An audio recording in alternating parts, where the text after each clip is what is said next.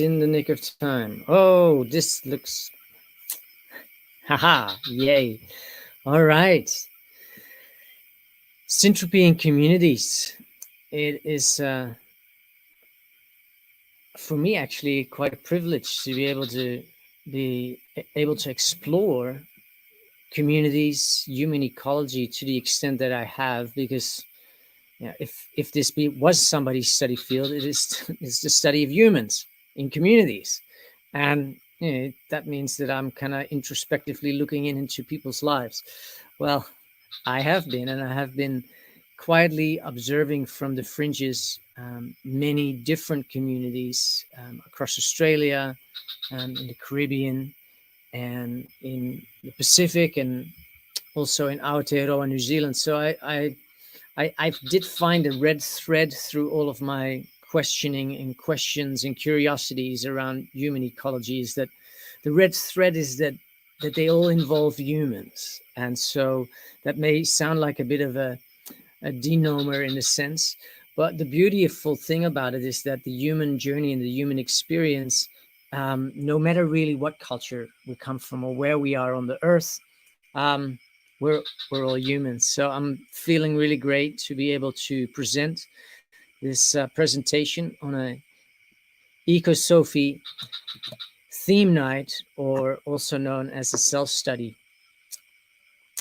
Today, I'm going into the case study sharing on what I call syntropic lifeways applied in human ecology, how they function and why they work. I also want to offer a truth bill all the way towards the end that basically states that other than our willingness, there are no saviors, heroes, or victims required to make community work. And we'll get to that, why I even put that in there. Today's presentation is about my case study of the Brave New Life online community, which is a community-based experiment. And I've named it such on various occasions to really explore, how do we do it? How does online community, how does a sense of community really work? What holds it together? What makes it stick? And this is what I'm going to be presenting and talking around tonight. So I'm very, very happy to just jump right in. The Brave New Life community started out as an initiative between a collaborative desire almost between Imani Mamalushan and me, as we were relating very actively around the formation of community, how that would look like and what that would be best and most optimally based around. And so I introduced Imani to feeling-based relating as a form to get really real with ourselves, and how that could be used as a template to engage meaningful communication in community settings. In the Brave New Life community, this became activated through what we call Zoom blooms, but Zoom meetings every week, where different members of our communities would all be welcomed in to show up, whether it was to listen or whether it was to share from feelings, relating around our own feelings. And as many would know, is that past year has been rather an interesting year that has offered a lot of opportunity to look at the world around us and look at our own lives and see what is working, what is not working, how am I feeling about all of that. Process of feeling-based relating, to kind of summarize that, is really about a process of remembering. It's restoring something that is innate and intrinsic to being a human being. And in that, it's really a process of re-enabling our human nature. Because when we observe humans in their nature, it may appear that we are thinking-based creatures, but from my own observation and study, we are really feeling-based creatures. And there are very intrinsic needs that are existing in our human dynamics that really benefit catering to this need, creating a safe space or a container in which this form of relating is really welcome. I brought in what Imani beautifully coined the love language of syntropy, sovereignty, and self-love as a trifecta to kind of study nature through the lens of syntropy, which then allows us to also apply that onto human nature, which is our sovereignty, and how to restore both in our own individual experience. The journey to that is through self-love, and that may be a short abbreviation of something that is much more, well, I wouldn't necessarily say complex, because it's all very simple, but it's not easy. And because there are no shortcuts in life, that it also is an ongoing process. And in this presentation, we'll link back into how these sort of human ecological life ways are also traceable and witnessable in nature itself. As some of you may know, I am a little bit of a proponent of what I call cultivating a syntropic human ecology. I'm probably a singular proponent of she in this sense, because I was the one that coined it, and I think it's a beautiful template residing within that knowledge base about human ecology and applying syntropy to that, how we can cultivate that again. Anybody here may have heard or seen that there has been a course in syntropy, which included a lot of audio files, a lot of written language, which kind of has provided many people with a bit of a roadmap, but it's really just produced a sort of a different lens, a different perspective to look at reality through. And in my own experience, it's much more fulfilling and it's much more clarifying. And it is also capable of causing much more disarmament. Through the practice of feeling-based relating, we have really fostered the restoring of life ways of courage. And I use this word life ways a lot because that makes them kind of in motion and living, as opposed to restoring the concept of courage. And in this process of encouraging people to find their courage to speak, we've been fostering real community as an intrinsic byproduct of that. We're encouraging everyone in Brave New Life to really create their own Brave New Life, to really step into that. And that has happened a lot through language, which has been the active speaking towards a vision, towards an invitation, and towards something more than what people may be navigating in now. And this has been something that has been engaged in actively within our community and has become a bit of a shared language, a little bit of a shared meme, stepping into my brave new life. As the community Zoom Blue meetings started growing, and at certain points we had like over 130, 140 people on a call. There was so much communication going on in the chat that it was almost like a chatterbox. And the growing need started emerging out of the community itself to have an online avenue outside of these Zoom meetings to engage. And so what happened is there was an emergence of a need for clearer ways to self-organize and communicate. And that was simply followed. And for that purpose, a build out of a online social media community hub where people can ask questions and share writings and share their feelings, join circles and create circles, was brought into being. And it's a beautiful, very simple kind of quote unquote Facebook style platform, but obviously it looks way more sexy, attractive, soft, and loving and kind and welcoming. I may be a little bit biased there. That space was really intended as a place for people to connect outside of the Zoom meetings, outside of the weekly recurring online engaging, in being able to see each other, hear each other. And so we were in that really empowering the growing of a community outside of the container that kind of started it. So we expanded our container. The platform was, and as I just shared, was envisioned to be about sharing our feelings, our stories, but also our resources, forming more circles, and therefore forming more opportunity for connections. We created in this way more ways to communicate and for more ways of the community self-organized to come about. And this was trial and errored over the past year, and that community platform is still very much active and has some really beautiful content on it on a daily basis. People from the community are tuning in, commenting, responding, sharing stories, uh, just as one would expect from these type of platforms. It was really relevant to create opportunities, and in any community, it is relevant to create opportunities for the community to be able to co-create together.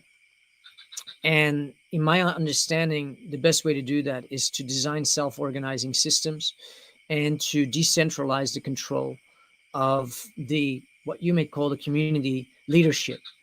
Because what the decentralization of that control does, it broadens the container and the scope, which allows a community to grow more, let's say, organically. And this is definitely something that we have followed with the Brave New Life community, Syntropy being such a common ground that has been circled around and relating things to nature. Now, one of the components that I know in community forming is really relevant is that you have a core, call it a core group or a quorum of people that are really at whatever individuated level invested and but also committed to showing up in a meeting form that allows for space to discuss things that is not part of the purpose of, let's say, the social media platform or these Zoom meetings that we had. So it's more of a strategic orientated group that started forming. And after that group formed, it became apparent for me in looking into the future that we needed to start making necessary preparations for what I call a planned succession. Now, we went through this process, and we went from the Brave New Life 1.0 to, in the near future, hopefully, a full scoped 2.0. And we did that through a process that is very unique, but it's also very relevant. I found through Brave New Life, our own community, something that I would call best practice in the field of circling, in the field of this form of communicating that we have developed in the community that we call feeling-based relating. When we plan for succession, it's really relevant that you select the best input. And I relate that back to Syntropic agroforestry, is that you don't want to put industrial fertilizer on your arable land where you want to cause a succession to take place. You want to really get the best microbially rich inputs. And this been a total blessing, but also life kind of works that way. You create the gap for a certain quality of life meeting you, then that quality of life can indeed meet you in that space if you're consciously present with the facilitation process of bringing that in. In human ecology, in any community, what is so relevant and what makes communities stick and function and work is that there is a shared group journey. And so we took a large group, as I would see it, proportionately to all the people who are regularly on our Zoom meetings. We ended up with around 35 people over 3 different groups, over 3 different periods, over, I think, 3.5 months almost. We took different, how would I say that? Different turns at learning more about form and format. And without going into the details of what we all learned, what the purposeful function was in order to cause a succession to occur within this community. As I said, I believe very strongly in decentralizing the power or the control, but also really enabling and creating spaciousness. And what becomes created in a shared group journey is that more common ground, more interrelatedness takes place. The groups were smaller, but really because there's then a shared language that we based this training around, there's also a shared understanding which creates clarity of what our future forward meetings and circles would be looking like. In short, what these sort of journeys do when they're done with intention is that they foster more togetherness, more shared responsibility, and in essence, more ability for people to care for the wellness and the well-being of both the growth, but also the community quality. And there is a function in planned succession with purpose when we have a feeling that we want to kind of maybe scale community or we want to grow it. It's really relevant to notice that that is a different phase to enter into, and that life is a process to lean into that. And how do we navigate that with as much awareness as possible to get the best outcomes? Because you don't really want to go and do a shared journey that's a really crap shared journey, which kind of loses the interest of the group collective in the shared vision that maybe used to be there. So best practice really relevant. But in terms of this planned succession and the function of that with purpose was in this case to really empower each other to co-lead our online meetings, to increase confidence, clarity, and community cohesion. And these are relevant functions in human ecology in any community because they are really about empowering the community itself.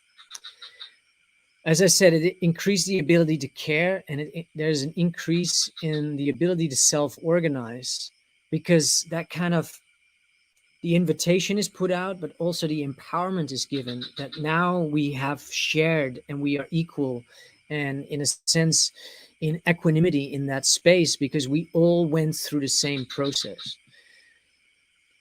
Decentralizing the ecosystem through establishing new circle facilitator functions is really what kind of happened. In this process ongoing, we continue to empower the self-organizing of the circles so that they don't have to have singular leadership. And in that, as a community of people, we're really navigating in common unity. And that is something that is in any community just really, really relevant to have as a value system or as a foundational premise around which and upon which the community is based. All of this grows and strengthens community resilience from the inside out. And a lot of people may think that if I want to grow community, I may just need to bring more people in, or I need to advertise, or a whole bunch of metrics are there. But if you have existing community, it is to work with what you have, and that's how it works in nature.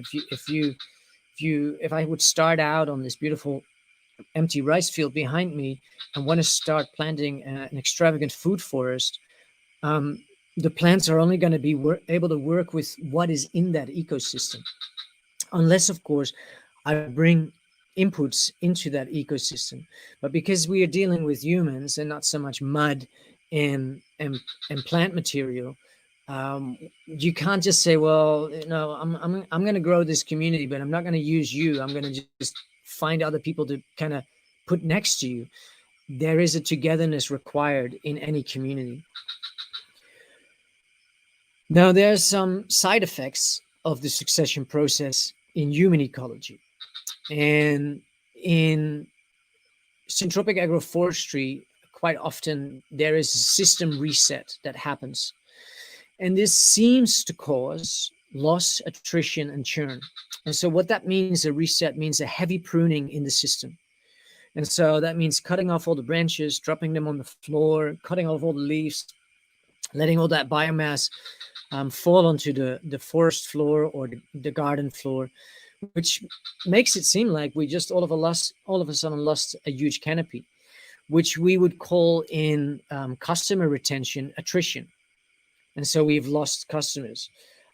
In community, we would call this churn. The membership, the people just stop showing up. These words are all interchangeable, whether we apply that onto nature or whether we apply that onto communities, and whether we apply that in business structures or in your local meetup, or whether that is in a Telegram group. Churn is something that shows up in all of those places, and there's best practice to navigate that best, and yet it's also inevitable. And what I'm wanting to speak towards, particularly in the second part, is that a lot of this is perception based. This is what a reset in the system looks in nature. And on the one hand, you could say, wow, these have been brutally butchered trees. Oh my God, this is, I don't like this picture. I want all the trees to look the way they look at the back. And initially, when I was introduced to Syntropic agroforestry, I had a much starker and much harsher reaction to this happening to trees.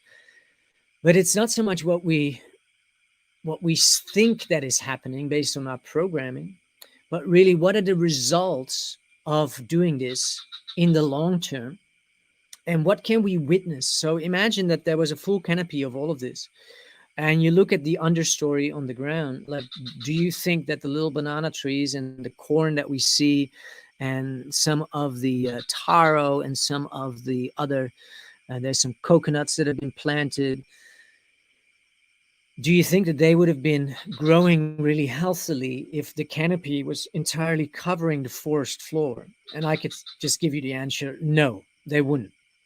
New growth requires sunlight. And so what happened in this heavy pruning is that sunlight was allowed to come into that space for a new cycle of life, through a process of reset, to come about, so that corns all of a sudden could grow again, which have a short life cycle, just like bananas that have a shorter life cycle than the trees.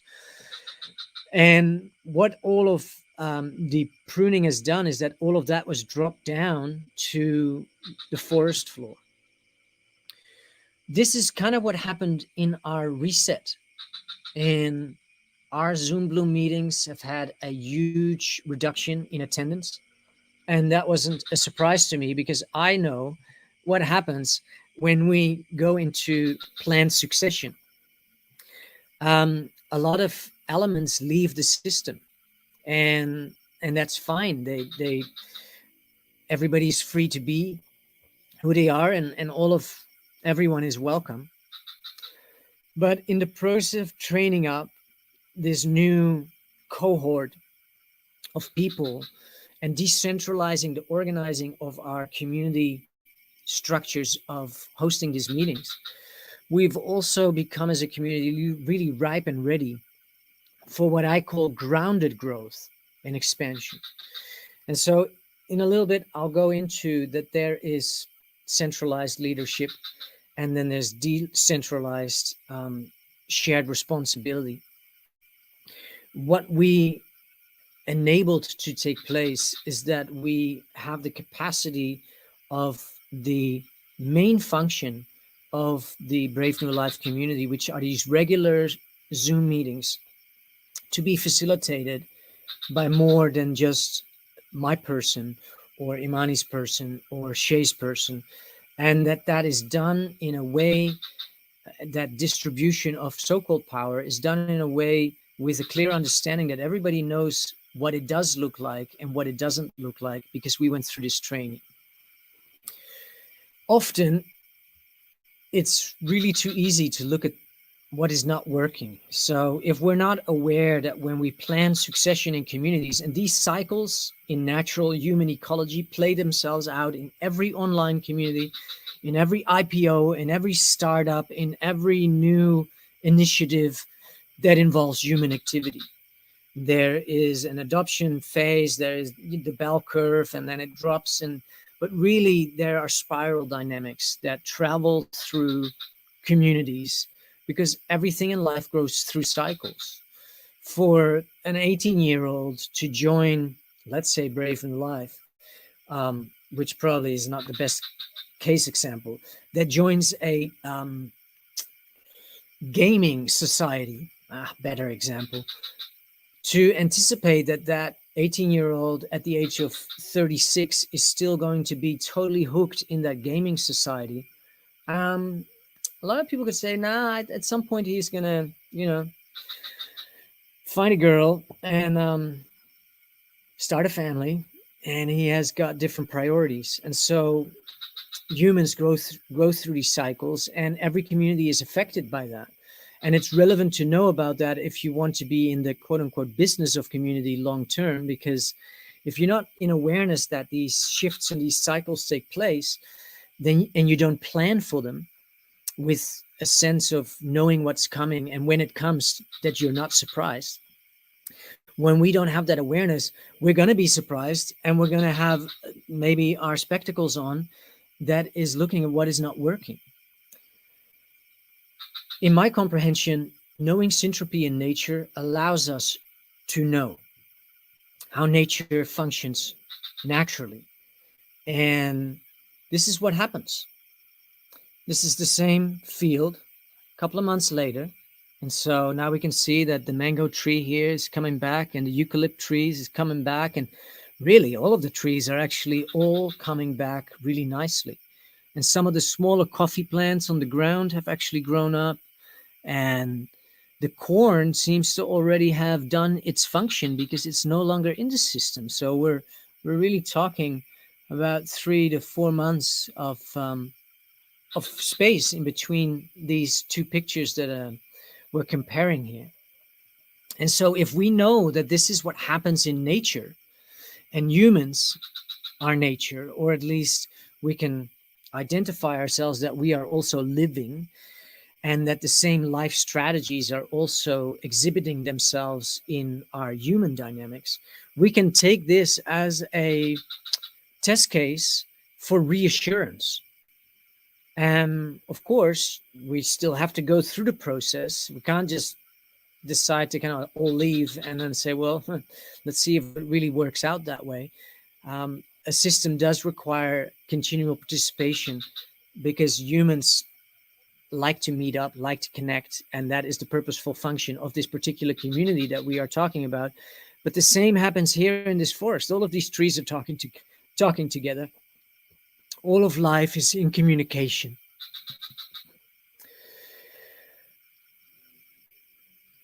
Oh, we're going to go into the practices and the principles, which I call natural comprehensions, of what really works in communities, whether it's online, whether it's business, whether it's new initiatives, whether it's intentional communities. I've just sort of given a rundown as to what has been undergone and what has been the process of the Brave New Life community and where we are now. We're now in that stage of a regrowth being possible.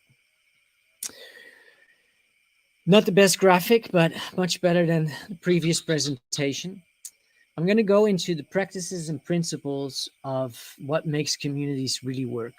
And this is something that you can all find out on the web. This is nothing new. This is very common knowledge, but it's very beautiful to bring it into this sphere. I'm just going to go over them quickly. In communities, humans require a sense of belonging. They require to have or benefit having a commitment to being part of the community. And there needs to be communication. It needs to have a relatively flexible approach. There needs to be genuineness and authenticity.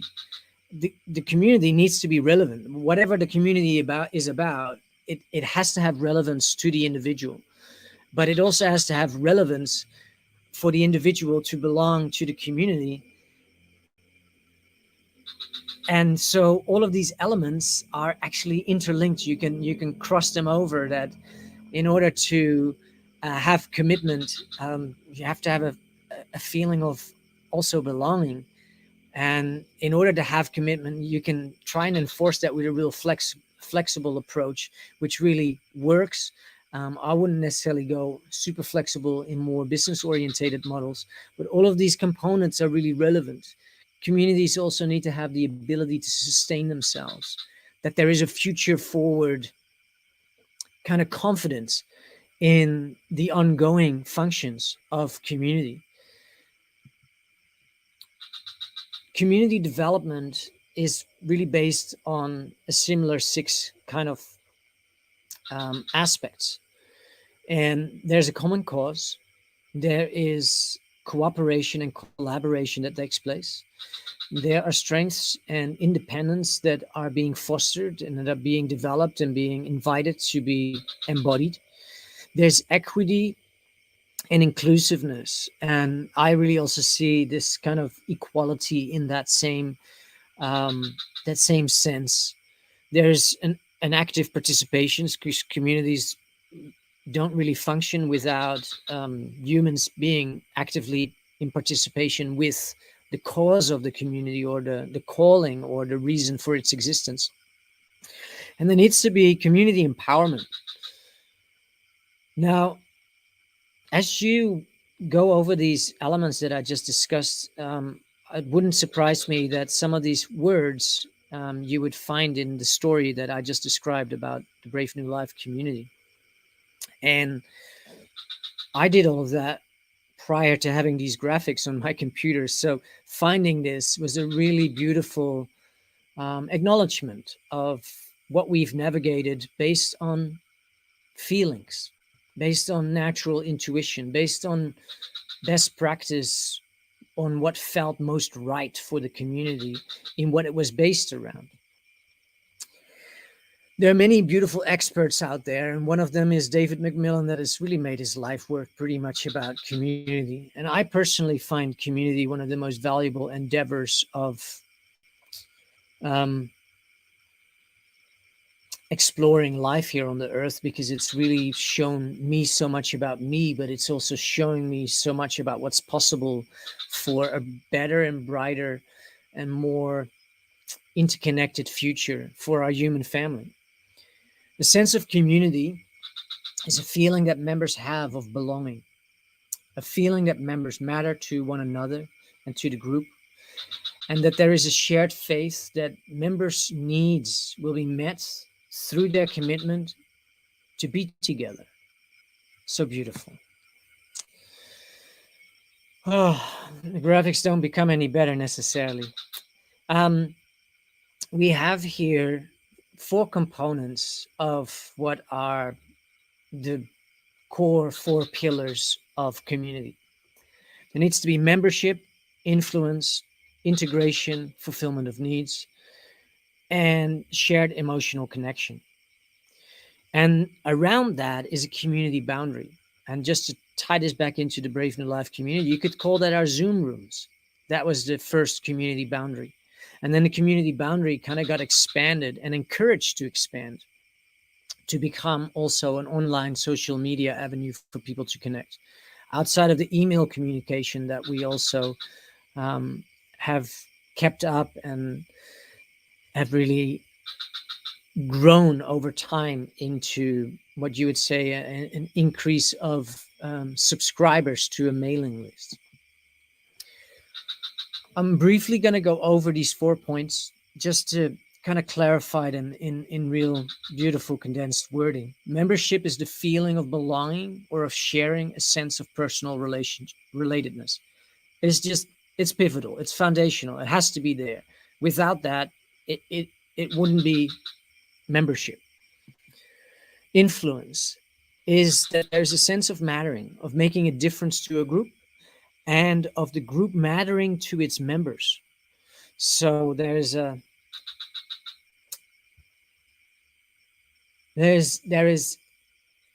the capacity to have influence on the outcomes, the growth, the direction, the quality of the purpose of the community. It's a beautiful, beautiful component because people benefit and really like to be able to contribute. And in our Brave New Life community, we have a beautiful metric for that. There needs to be fulfillment of needs, and this is the feeling that members' needs will be met by the resources received through the membership in their group. And yeah, that's just something to really take into consideration, that what are the resources that are being received by them being a part of that, and does that meet really their needs? So in that sense, we kind of have to be careful what we promise on the front end, because are we going to be able to deliver on that at a later stage? There needs to be shared emotional connection, the commitment and belief that members have shared and will share history together, commonplace, time together, and share similar experiences requires to be part of effective community designing. And what you may find in this little quote here, that they will share a shared history, or share a history, which is that shared journey that I spoke about, that through the process of this planned succession, we went through with a large part of our community that was meeting regularly online. Now, what happens next? We now know what is all required and what's all pretty much being ticked in terms of boxes within this particular community, but also what would be required to have awareness around to develop or grow community, whether it's physical, whether it's online, whether it's business. If you've gone through succession or you're planning for succession, what happens then? So the best way to approach that for my own sense of comfort is to just look at how does it happen in nature. Well, life is successfully wired for growth and expansion through the process of natural succession. And this is the outcome of what, in this sense, the Brave New Life community is going to be able to experience.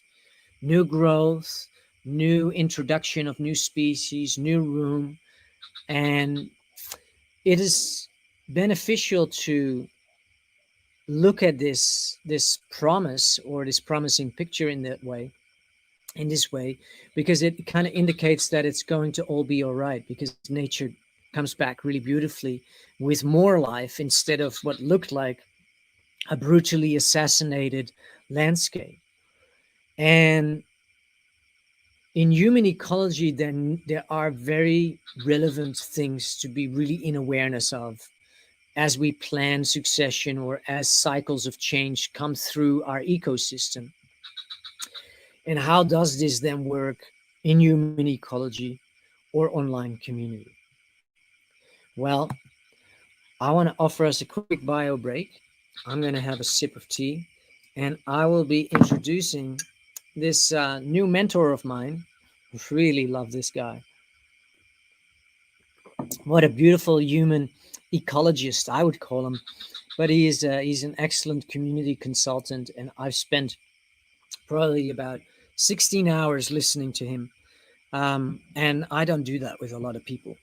But he has a softness and a kind-heartedness, and really he has a super syntropic orientation towards communities and how they work, how they function, what works, what doesn't work. And the beautiful thing is that most of his comprehensions and most of the insights that he's gained over the years of him being part of communities is that it's all data-based, it's all research-based. He has done work with some of the major companies, as it's listed here. I don't know if you can see that, but it's Apple, Facebook, Google, to name a few. So not that I'm particularly interested to, base any model that I would want to, I wouldn't want to base my orientation on the mainstream, because we're trying to do something new and something that is brave and courageous. But because we're dealing with humans, It doesn't really matter whether it's a for business process or whether it's a total advertisement ecosystem that is tracking your every move so that it can sell you better advertisements so it can make more money. It doesn't really matter, because the, what makes any community tick is not robots. It is the human activity within that space. And really, with that, it's humans. And so Richard Millington has a beautiful understanding of human ecology. And I'd love to pick up a conversation with him one day, because I think that he could be a transformational, inspiring leader in the mainstream, a leader of positive transformation and change. And he's already bringing so much about. So without further ado, and just one more sip of tea, these are some of the slides that I have included here that are from Richard. And Richard runs a company called Fever-Bee. And instead of me trying to reinvent the wheel here, I'm just going to go over some of the 16 hours. And rest assured, it's going to be short and very quick. And what I would like to actually do is that if this really interests you, I would give you my cherry-picked videos and also some of the resources that he makes available. But best to just check him out yourself. It's called feverbee.com. The magic happens here. So you have a community, whether it's online or on land, but in this case, we're talking online. You have a potential audience that is not necessarily engaged. You have an interested visitor group. Then you have the experience internally in your community. And then you have that funny word called churn. And churn means it is the people who are on the way out.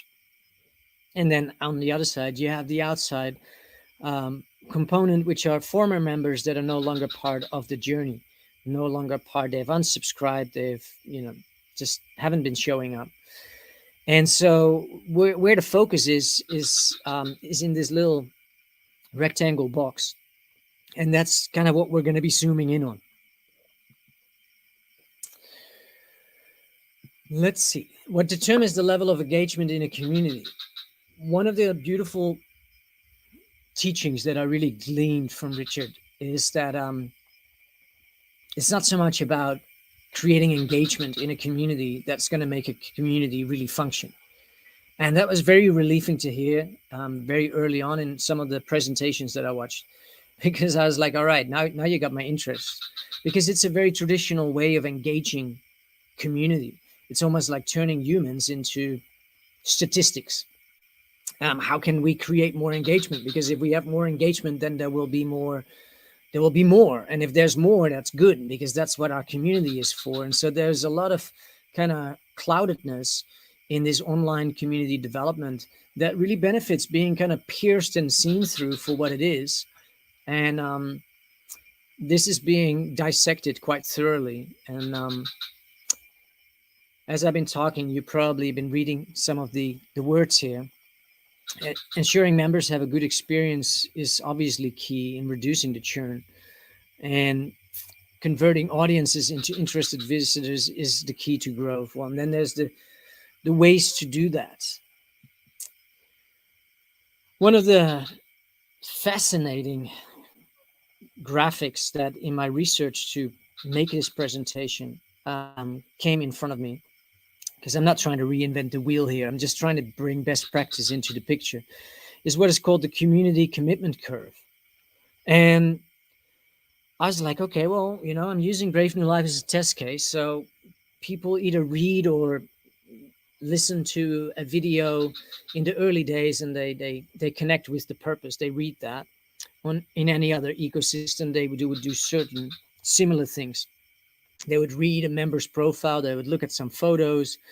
They'd look at some resources. And then they join as a member, and they start reading some blogs or some forums. And well, they may even leave a comment here and there. And then they start contributing to the forum. And well, they're going to be messaging other members. And they even decide to upload a video. And you know what? They are actually good at writing. So they're starting to write a blog post. They're starting joining other groups to become a key contributor in the forum. And I'm seeing all of this, and I'm like, wow, I'm ticking every single box in the Brave New Life community with what I'm witnessing.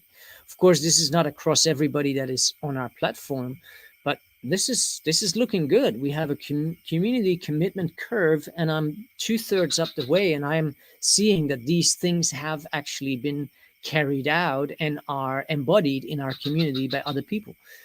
There's participation in live video discussion. I'm like, now that's interesting. That's what we started with. So we started nicely way up the curve. So it was a lot easier for people to kind of do all the stuff underneath it, maybe. Um, People have, and in communities, it's possible that people start leading a forum or they lead a live video discussion.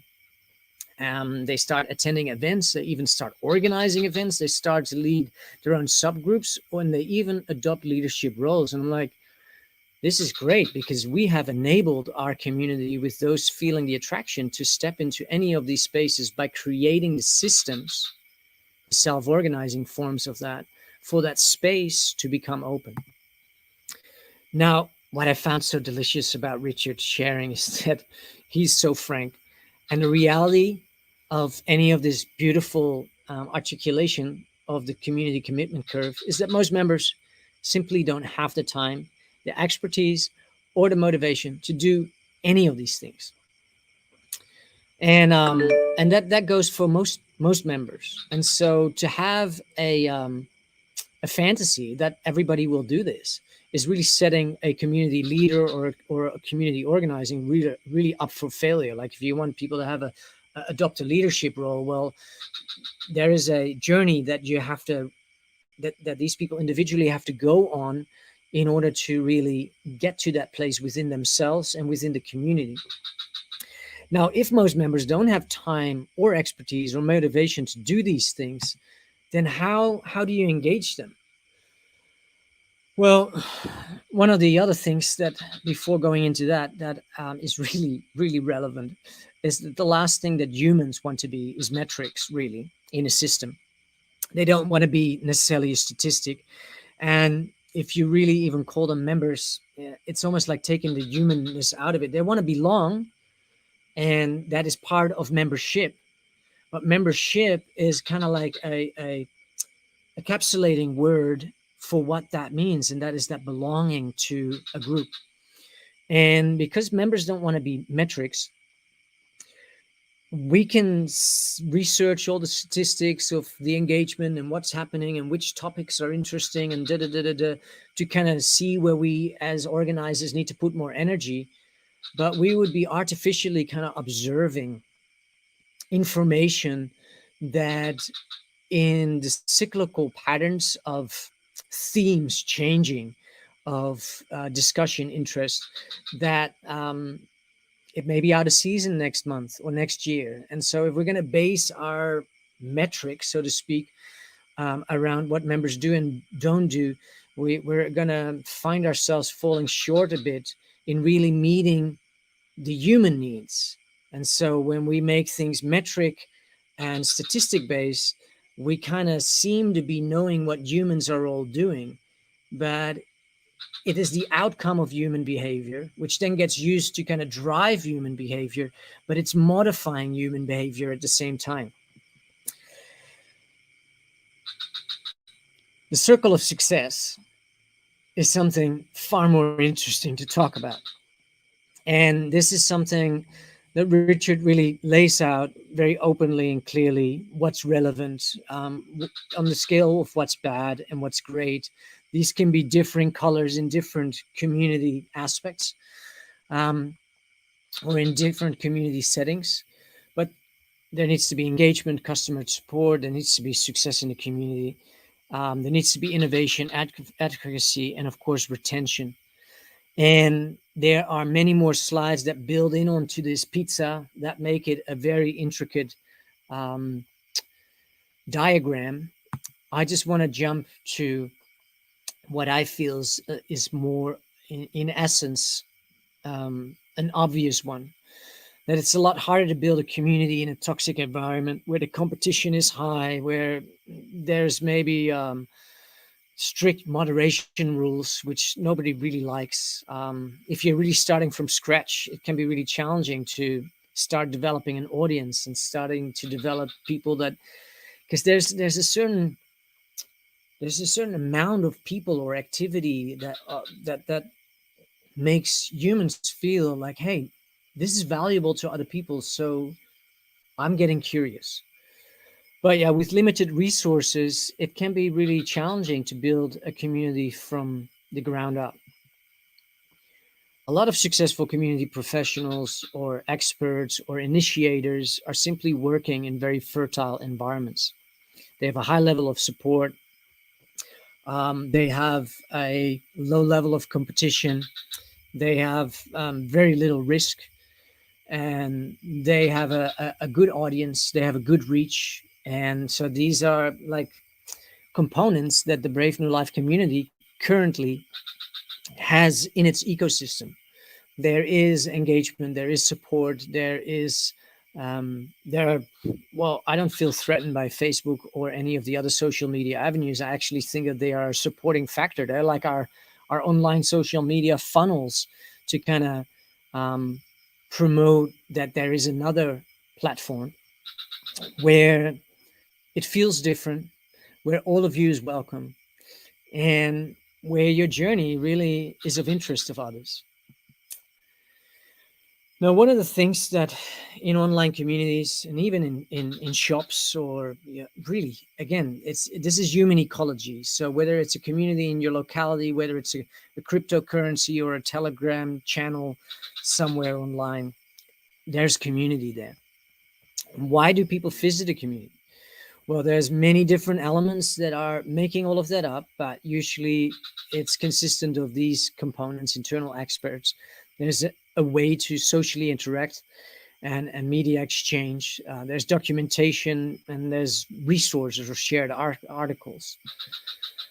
One of the core things that is really being pointed out in any community forming, in any IPO, in any new business, in any new startup, is that the onboarding experience is just super relevant. And most communities don't really know how to do that when they start from scratch, because they haven't really been at the game before.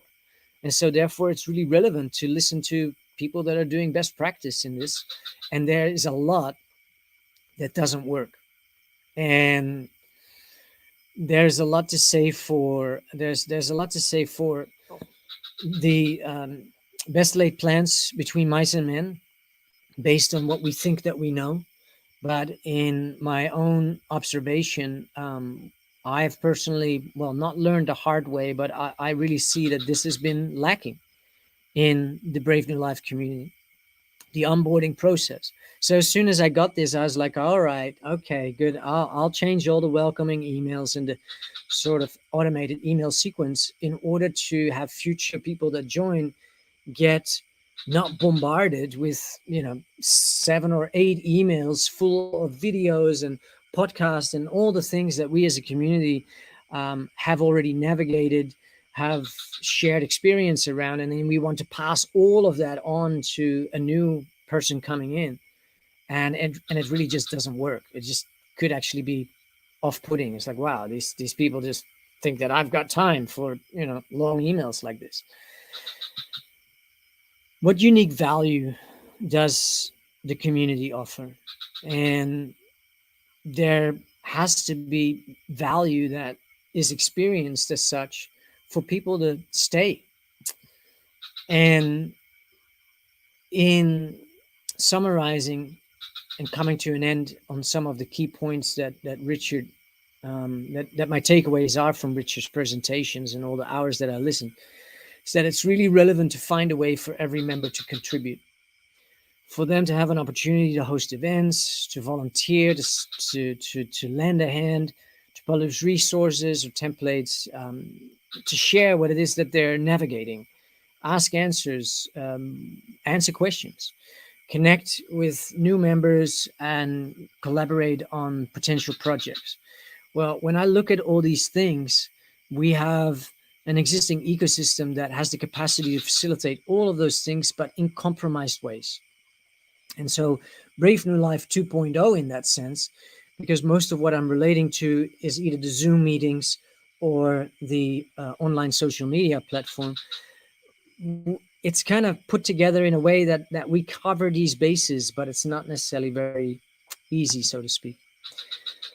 One of the things that I feel that is so unique and is the core of our Brave New Life community is this circle, internal experts and the community. We meet in person, and there's so much beauty in that, which creates shared experience. It creates so much of what I've listed above in the quintessential foundational aspects of what constitutes effective and successful community development. One of my greatest takeaways from my brother Richard is to simplify my darn messages. And so I'm really taking that to heart. And gladly I've come to realize that I need to be more succinct in what it is that I really want to convey. If for new people it wants to be palatable, digestible, interesting, and a process that is drawing out their curiosity. So this is future forward, where Brave New Life as a community is going to kind of reside around in terms of its intention. Now, all of you is welcome, and your journey matters.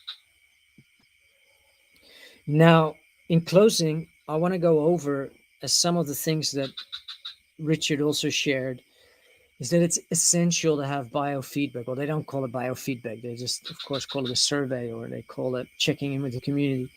Um, but I like biofeedback because it relates more back to the agroforest. Biological feedback. And it is really relevant to get that from the community in order to know which direction you really want to go. Like, I may have a fantasy of what I think is important, but if the community doesn't put any emphasis on that, then I'm really misallocating not only time and energy, but I'm really misaligning the future forward strategy of what the desires are of people that are contributing to this biofeedback process and the direction that it's steering in. So the community survey came about, and we had 100 people giving beautiful feedback that I'm still going through, because it takes a while to kind of diligently and not kind of get a little bit tired sometimes, because the format in reading it is not necessarily ideal. It didn't come out in neat, nice PDF the way that I had envisioned. But I'm going to list here some of the main components of feedback that really would be feedback that any community could get if it asked for it. And so getting this information from the community is really just kind of like the roadmap, the building blocks. These are the things that in 2.0 need to be included if we want to actually serve the community. Easier navigation, a clear vision and mission page, something that is concise, that is direct, that is a click button away. Oh, I want to know what they're about. We don't even have an about page currently. An easy to navigate news page where we can find the latest newsletter if we're not getting the newsletter, or if we're unable to stay up to date with the ongoing influx of emails that everybody is receiving. A community blog space, which means that people in the community that are writers have an opportunity to share their voice in a setting that becomes publicly witnessable, and they're seen as writers because they're gifted in that space. And we have so much talent. We have so many quote unquote experts in our community, as I highlighted in that little circle. A place for community events to be listed. And that is something that I envision as a place where community members can post community events effortlessly by signing up to become a community event organizer. And so in that sense, it's about creating the space and the opportunity to be able to invite people into doing those things. But all of that benefits then being done in easy to navigate avenues and with clarity and good oversight. There was a lot of emphasis put on courses that would be supported through Brave New Life, from home birthing, homeschooling, unschooling, to hemp workshops, to Syntropy, Syntropic agroforestry, homesteading, to, oh gosh, there were so many beautiful suggestions made of what is of value to a community, and that it benefits really having a self-study component. Now, you would probably figure that eco-Sophie, self-study, Syntropy in communities has obviously a place in this courses for BNL, Brave New Life, as a little placeholder for learning and self-organized learning. One of the things that was really articulated is that we need a better onboarding process, and we need a better donation system, and really we need so many more smaller things. Really great highlights. Now, one of the things in closing, and I know that I've been rushing through this, but I want to really try and stay close to time as possible. And how am I doing? I've got 4 minutes left in my time zone. Um, is this truth bill that I kind of wanted to deliver on? And of course, it's just a nice word that I like to include in my promotional material. They're gonna be, oh, we're gonna get a truth pill. Ooh, how will Neo, will he take the red one or the blue one? Look, other than our willingness, there are no saviors, heroes, or victims required to make community work. Because humans thrive really best if we have a sense of equality. But really, what this comes down to is that a lot of communities haven't seen, or, and this is particularly the leadership, hasn't recognized that there, first of all, is such a thing as a trauma triangle. And the trauma triangle is there's a victim, there's a hero or a savior, and there's a perpetrator. And this triangle kind of plays out that there are many communities that form because of a big traumatic event happening to the community instigator. He lost all of his money and decided, well, I'm going to start my own crypto platform because I got done over so badly, and that's never going to happen again. And but the reason that he starts this other thing is because of a perpetrator, and therefore he's kind of like the victim, but also plays the hero role.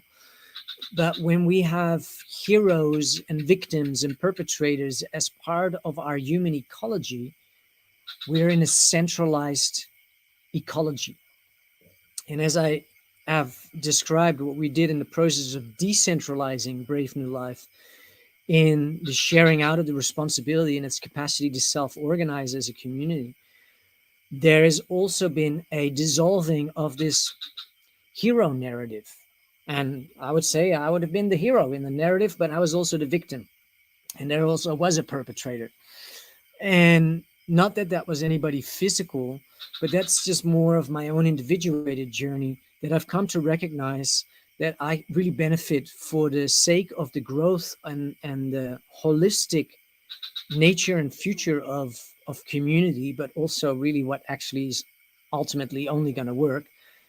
Trauma triangle is unsustainable. It is not long lasting, because trauma triangle involves also talk of fear-based narrative.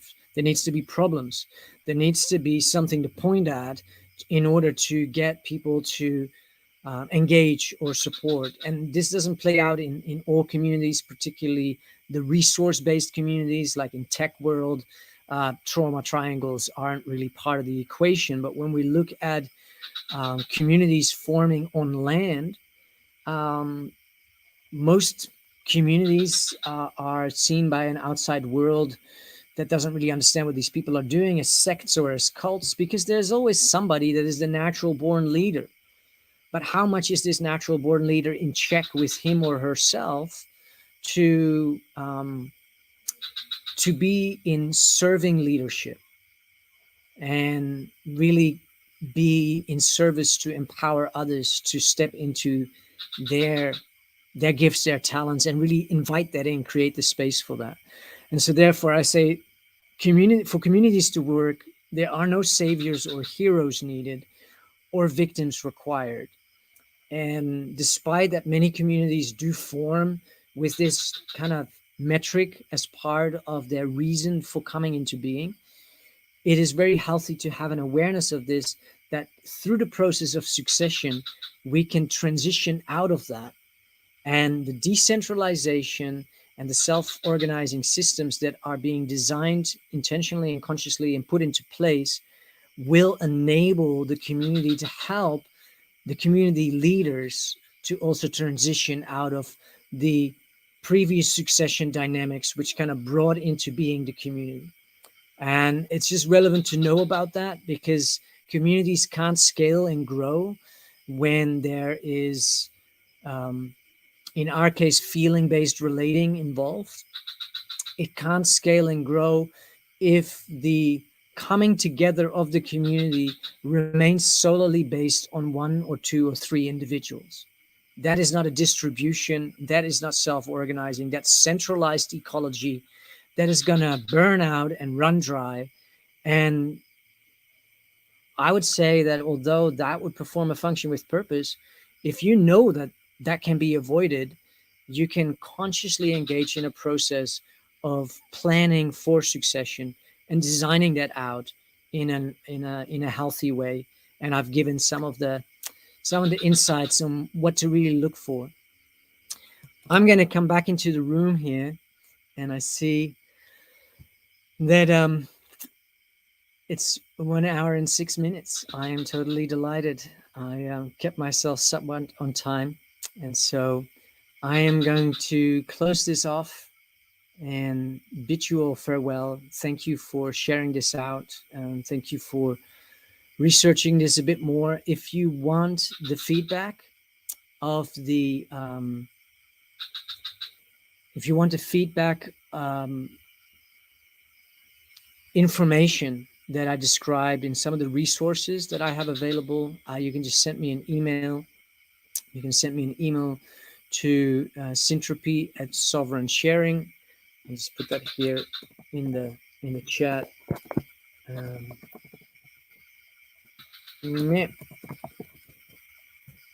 And then I will send you this series of links and videos if you're interested in really those nuts and bolts. And I've gone through some of the videos quite diligently, and I'm also open to relate around the actual content on how to do these online expansions and build outs in a way that they're going to be really functional and beneficial. I want to thank you for showing up and being here. I'm going to end the live broadcast. And for those that are with us here in the back room, just happy for you to stay on for another minute.